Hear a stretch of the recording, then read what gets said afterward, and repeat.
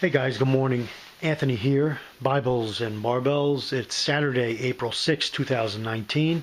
And I can tell you what, guys, this year is flying by so far.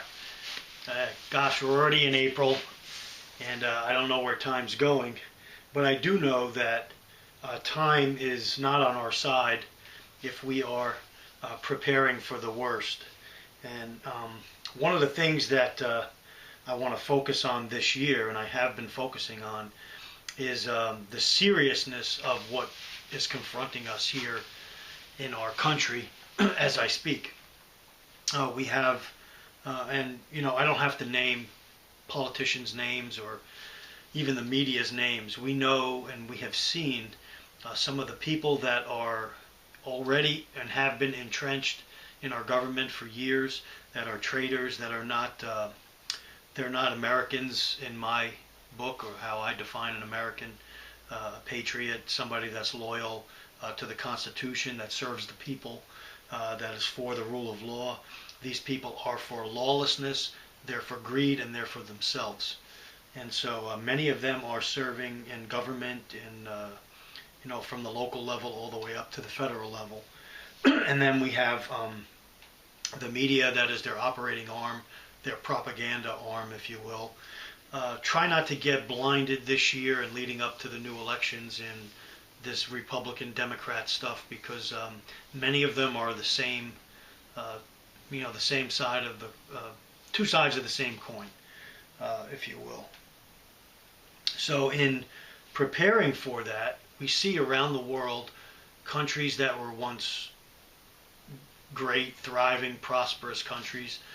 The most recent example, Venezuela, that I always bring up, and you can see what's happening there when they let a rogue leader, actually they elected a leader who was socialist and who promised them the world and who had a good spiel, a good talk, if you will. He fooled the people, and then you see what happens in the end. And so I believe our country is headed in that same direction. Will it take a little longer to fall than, say, Venezuela? Maybe, maybe not. It's all depending on how fast they want to pull the plug on the country. Because the type of society we live in today is electronic, it's data-driven, it's everything is press a button and everything is there as you need it. We depend on electricity, we depend on just-in-time delivery for our food and our goods. And so if any of those things are disrupted, we could be in an SHTF in an overnight situation. So it's all as fast as they want to pull the plug, or as fast as they want to change the way of life of Americans. And so with that, we need those people that are prepping, those people that you may be prepping and not even call yourself a prepper. You may be just an aware citizen that doesn't want this way of life shoved down their throats.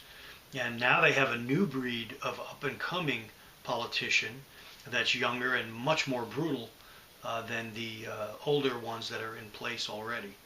And so we need to, as Americans, decide what we want and how we want to live moving forward. And so with that, we need to educate ourselves. We need to be ready. We need to be ready at a moment's notice, if you will, as well. And I have several videos on my channel way back, a few years back, when I was living in Florida, at a moment's notice, on how to steps to take at a moment's notice if you needed to bug out, or if you needed to move from point A to point B, what you needed to have in place for that. But this video today, I want to focus on, I'm reading a few books at the same time.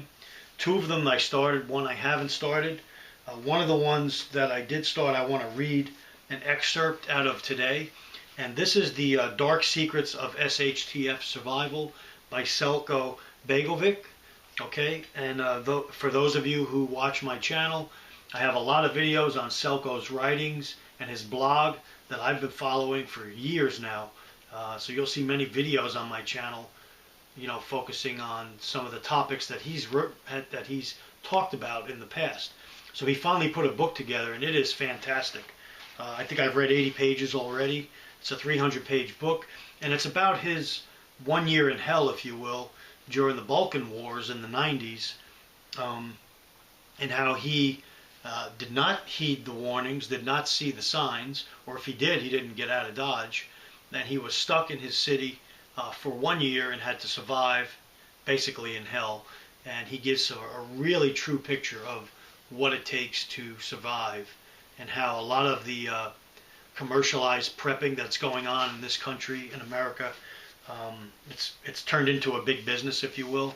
But you need to read something like Selco's book, because it'll bring you down to earth. And we want to look at the top 5 things that'll surprise you in an SHTF. And I'm going to actually, go right from the book and just read through some of the things that he's talking about in those top 5 things that'll surprise you. A second book that I'm reading that's very good also, that also can get us, many people that follow my channel are also involved and know that I've been involved in, Bible study, Bible teaching, Bible truth, and talked about in videos that our country is, many of the churches that people are going to are in fact either mixing New Age practices and beliefs, embracing New Age practices and beliefs within the teachings, and trying to blend the two together with so-called Christendom. This book is excellent. It's written by Stephen Bankhars and Josh Peck, who were both involved in New Age practices and beliefs before they were born again, before they were saved by Yeshua, and very in-depth study on New Age practices and beliefs, Eastern mysticism, and a lot of things that you would think that are very safe practices, or that doesn't really apply today, because I'm doing it because of this or this, and I know when to draw the line and when I need to, when I need to stop. Well, they address that stuff in this book, and you'll be surprised at some of the things you might be embracing or have embraced in the past, or maybe practicing now, that you need to renounce. You need to, put it on the table, put it down to Yahweh, and ask Him for forgiveness, and ask Him to give you the power to move on. So, The Second Coming of the New Age, another great book. You can get it on Amazon, okay? And then a third book that I haven't started reading yet, that I've heard about, and so that's The Resistance to Tyranny by Joseph P. Martino. Okay, and that's basically a book that he gives a step-by-step, or an overview, if you will, on how to recognize when tyranny is upon us and steps to resist it. And we're already at that point in the United States here where we need to start resisting tyranny, because tyranny is upon us, I believe. And if you just look out there and what's going on, what our politicians are speaking about, what the media is talking about or not talking about, you can really see that tyranny is upon us. They want us to, submit to a style that's foreign to many of us, but that has been embraced by many also in this country. And so there's that, putting one group against another, or groups against one another, while the upper echelon sits back and waits for them to destroy each other, and then to swoop in and put the new system into place. That's happening inch by inch, brick by brick, and it has been in this country for years, but it also can be foisted upon us in an instant. And so that's why I choose, and hopefully, you yourselves are choosing also to be ready for that when it's foisted upon us, because it's not going to be a pretty situation, and it very well be much worse than Selco's experience in the Balkans, because it's a lot smaller of an area and less people will be involved. In our country, a lot bigger landmass, many more millions of people involved, and so the death, the bloodshed, the mayhem, the SHTF, if you will be magnified maybe 100 or 1,000-fold to what Selco went through. So that's something to think about. So in today's video, I want to discuss or talk about, and then just skim through in the book here on page, starting on page 30. It says the things that will surprise you most when the SHTF happens. He does a course in in his country called A Mile in My Shoes, where he takes students out and about and he shows them the terrain, the landscape, the buildings, the areas where he had to survive, or where he went through a lot of his experiences. And so he says here, I thought I would share the top 5 surprises that students encountered, meaning things that they had not thought about or realized during the course.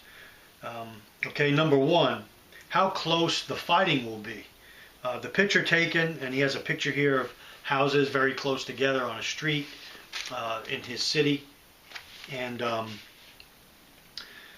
was one of the front lines for some time. One side was in houses on the left of the alley. The other side, the enemy, if you will, was on the other side, or the right side of the houses, and these are right across the alley from each other. He says this seems incredibly close, and it is, but then realized there were times when the dividing lines were even closer than this. Putting it into perspective, you can start to think about new reality, because there is nothing very static and sure when there's an SHTF. One day the house next to you can be completely safe. Another day there might be someone inside who wants to harm you, or simply you'll never be sure how safe and secure your surroundings are. A lot of people in a relatively small area, and you'll have a high demand for a very limited amount of resources because the system is gone. So in his case, the system was destroyed, and the people were living, very close to each other. It can be a simple townhome environment here in the United States, or a close, urban city where people are living very close. And now all of a sudden, the system's down, and they have to fight for limited resources and supplies. Number 2, the enemy will look, sound, and speak like you. They may even have been your longtime friends, but are now on the opposite side. Fighting here was divided by all sorts of reasons: race, religion, affiliation, heritage, politics, and often a mixed bag of all these things. Sides were also changing as well. That's just the enemy. When it comes to survival, you will fight to get what you need, or protect what you have from whoever. This fantasy about foreign forces like Russia or China invading our country, where everyone's going to speak another language and the dividing line will be, us and them, that's a fallacy. I think that may happen one day, but that's a fallacy in a SHTF that we are going to experience here in the United States. It's going to be people right around you, your neighbors and people that you know. Strong systems are going to have a bigger and longer fall. There are way too many people and weapons in the U.S. for some foreign force to come choose to invade. That is right now, of course. What is possible is to push some country into chaos. Push some country into chaos. Think about what's happening here in the United States, in order to turn on themselves, suffer hunger, prolong chaos, and similar, and maybe then to invade. Think about that sentence that I just read. It's very likely to happen in this country, because that's the way they're pushing things right now. In the end, it all comes down to people who want to harm you. Expect people who look, act, and talk like you, who want to survive just like you. Again, we come to the point that you will be forced to fight with your neighbors and fellow countrymen for resources. Number 3, how busy an average day was. Fighting for survival is an all-day, everyday task. You are constantly hunting, scavenging, gathering, finding information, looking and checking things, all while the most stressed you've ever been and under constant threat, all while being hungry and thirsty. So think about that if you're not prepping right now on a basic level. There's no day off, there's no break. It's a big difference between a soldier and a civilian in a war. He goes on to say here, a soldier has everything, all his things cared for. He's being fed, he's being clothed, he's being given weapons, he's given a specific mission, and he's given the ability to follow that mission and the support structure behind him to carry out that mission, where us in a SHTF won't have that structure behind this. You have to build that structure so you can have it in order to survive. Okay? In an SHTF, you are first unit, rear, and backup. If you F up, he says, break your leg, there is no medical evacuation. If you do not find food or any other resources, there is no service that's going to come to help you. You are everything when SHTF, because the system is gone. Number 4, the level of the threat. In SHTF, almost everything is a threat to you. It's easy to understand threats like a sniper, gangs, angry neighbors, etc. But the lack of food, the complete lack of hygiene, lack of contamination, risk of illness, level of contamination, risk of illness, injury being found, being informed on, being tricked, getting captured, and many, many more make up a larger amount of threats than most ever think of. Now, most people don't think of hygiene. What am I going to do with the waste that I'm producing? What am I going to do if I get a cut or an infection? There's no hospitals. Do I have some basic medical care in order to take care of that? What am I going to do about people that I can no longer trust anymore, that are informing on me, and maybe informing on me for money or for food, and then a bigger group's going to come and try to tackle or take my goods? So just start to imagine every supply you take for granted. Fuel, electricity, water, stores, emergency services being taken away and not knowing when it will ever come back. Imagine the worst person you have ever known, someone you would not trust to help you in any situation. Now imagine everyone around you is like that person. People that you wave to, people that you see washing their car, people that you see at the grocery store, can all be that very worst person that you've ever imagined. This is what he's trying to stress here. The level of threat is going to be a big shock to you in the beginning. And shock is good because then you get yourself into mode of real surviving. No matter how well you are prepared, you will go through shock. With good preparation and the correct mentality, you can minimize that shock and make it shorter. That is the real point of prepping. Number 5, and the final point I want to make in today's video. I know all points I mentioned don't bother you that much, as you have a nice house, lots of supplies, and you're ready to fight. The reality of defending your assets. But how is your plan working since your house or apartments looks like this? And he shows a burned out shell of a building here. Rubble. Anyone who is fit must go out and find a lot of things every day for survival. How are you going to protect all your stuff when you're not home? Have you thought of that? Who's going to watch your place when you're gone? What about when one day a big group comes to ask you how you're doing?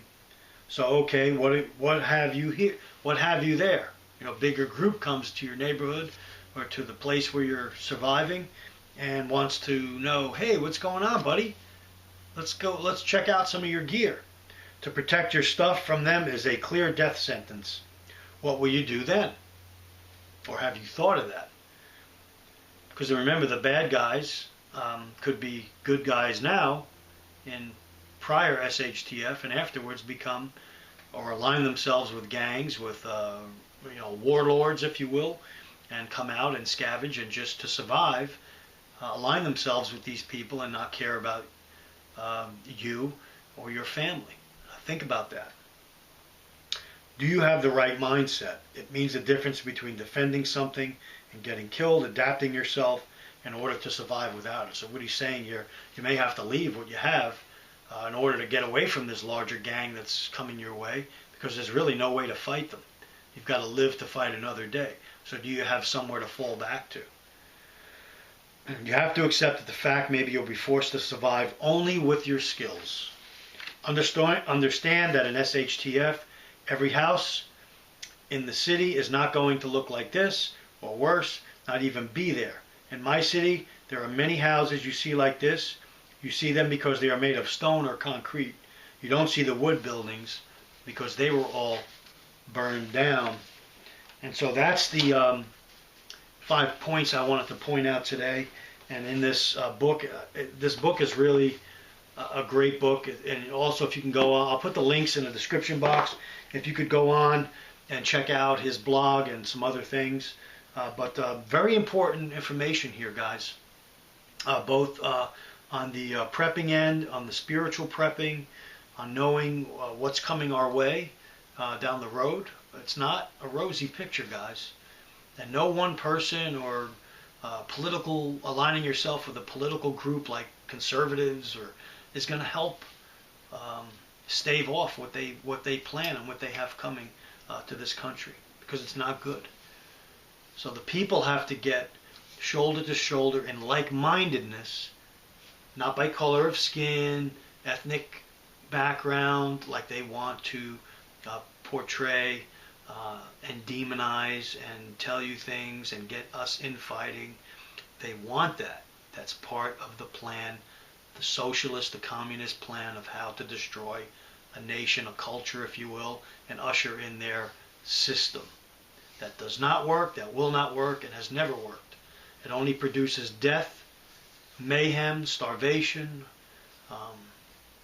and people to pray and wish that they had never accepted it in the first place.